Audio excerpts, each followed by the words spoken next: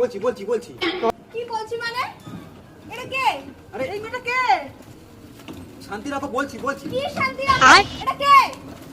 আগে আমাকে বলো এই মেয়েটা কে? এটা হলো। কি এটা হলো? বলতে পারছো না দাদিনি? চুপ করে আছো কেন বলো? বলতে তো দেবে। কি বলবে না তাড়াতাড়ি বলো। ওকে ধরে বলে আগে আমাকে বলো। আস্তে শান্তি রাখো। এটা হলো। আচ্ছা তাড়াতাড়ি বলো তুমি এটা কে আমাকে আগে বলো। আরে এটা হলো কি হলোটাকে তা কে? কেন সেখানে? এবার কি করি?